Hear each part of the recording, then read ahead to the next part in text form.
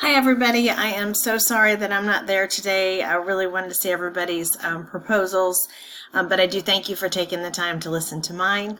The use of self-monitoring to decrease the frequency and duration of emotional outbursts in students with high-functioning autism and average or high cognitive abilities.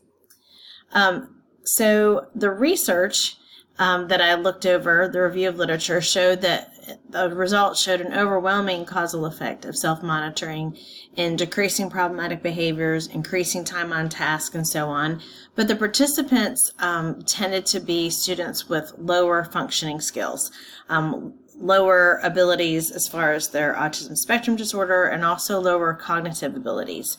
So that led me to want to look and see if self-monitoring is equally or even more effective with students who have a greater cognitive ability to prioritize their own needs and set their own goals, and if that wouldn't add a broader understanding of self-monitoring's usefulness for students on the autism spectrum disorder spectrum, but also others who struggle with emotional regulation.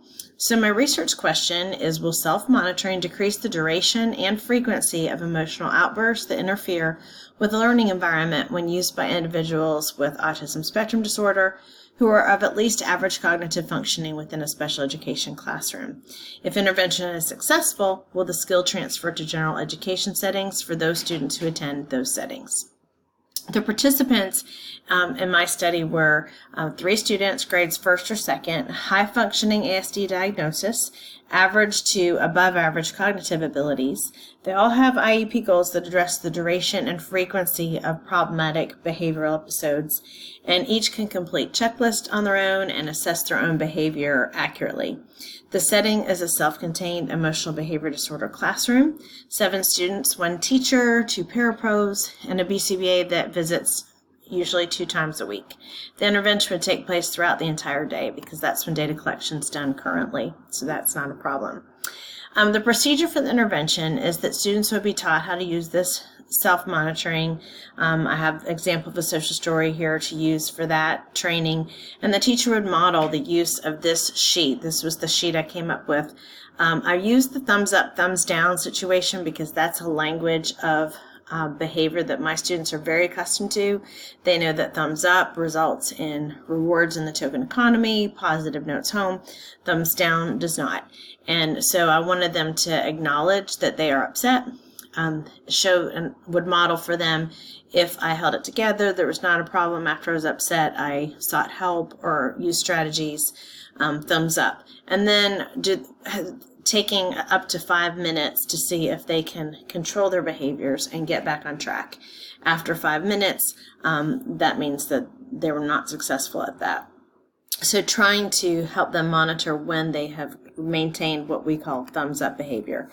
The dependent variable is the frequency of emotional outburst and the duration, and that's defined as a participant not engaging in known expected work tasks and engaging in any of the following instead: screaming, profanity, throwing, clearing materials, throwing, knocking over furniture, physical aggression, with intent to harm.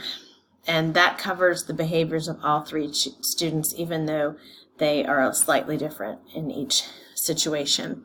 So I created a data collection sheet. This is in addition to data that I already take in my classroom, and I would continue to do that because it would give sort of a secondary IOA opportunity. But this data collection would just have the date, the incident number from that date, start time, end time, total duration, and any notes that might be helpful, with explanation of the on that data collection sheet of the dependent variable. And then I also created a procedural fidelity checklist to make sure that self-monitoring was being done correctly. I think it's real important that there not be any other rewards built into that, that the regular classroom monitoring is still the same. So the research design is an AB-AB withdrawal design, but across a multiple baseline of 3 different participants.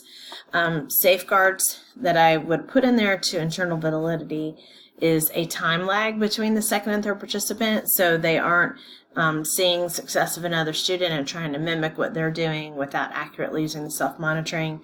No other alterations to the behavior management. No reward for using self-reinforcement beyond improvement of their behavior beyond the natural consequence of them doing well within the existing behavioral system. And the training would be away from future participants, and a withdrawal phase is built in for each student. So the data graphs that would result, one for frequency and one for duration, as you can see, they match up visually for the most part, but by necessity, let's see, I think that might be cut off your screen a little bit here. I'm going to try to fix it, but the, sorry about that. By necessity, the data graph for frequency is number of days. That's slightly cut off. For duration, it's the episode number, the length of each episode.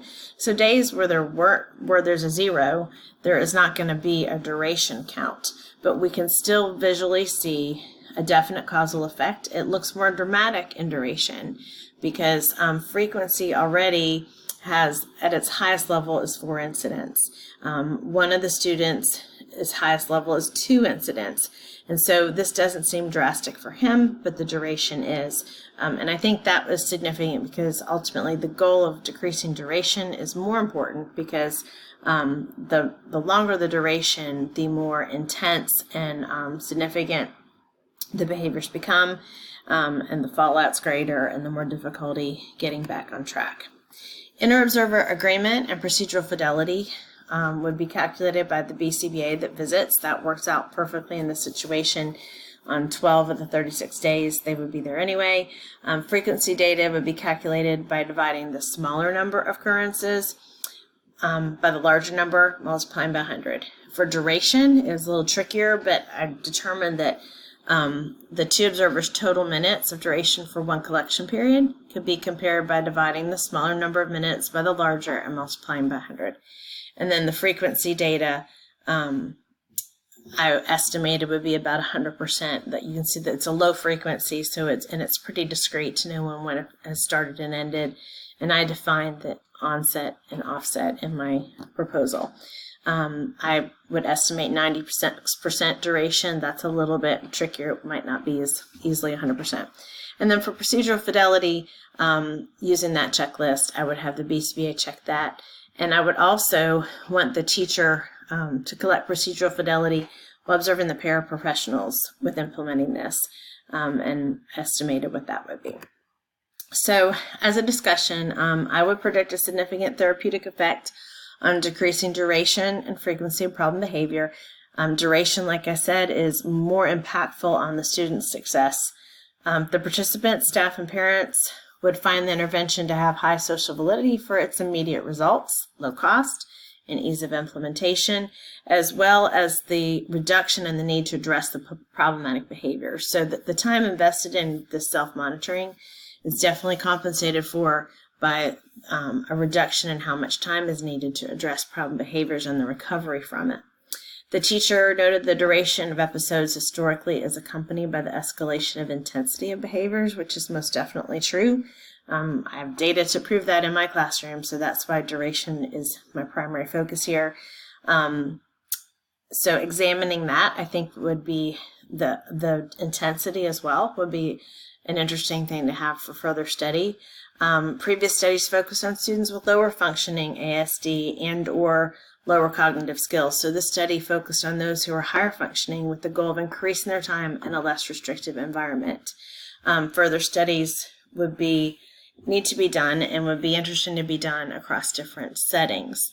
I don't think I noted when I showed you the graphs earlier that one of the students who in real life is now attending Gen Ed, I wanted to see how the self-monitoring worked for her. So I built into the graph that that's Anna, the one in the middle, that once she is showing an effect, that we continue to take that data in a Gen Ed setting. I don't think I noted that prior. I think that's important. So thank you. I hope you all have a wonderful holiday season. It was really a pleasure going through this program with you. When you're seeing this, December 3rd, tomorrow is my capstone, and I'll be done. So I just wanted to, I'm sorry, I don't know what I did right there, but I just wanted to wish you all well and let you know if you want to ever get in touch with me, if there's anything I can do to help you all out in the rest of your educational journey. I'd be happy to do it. Thank you.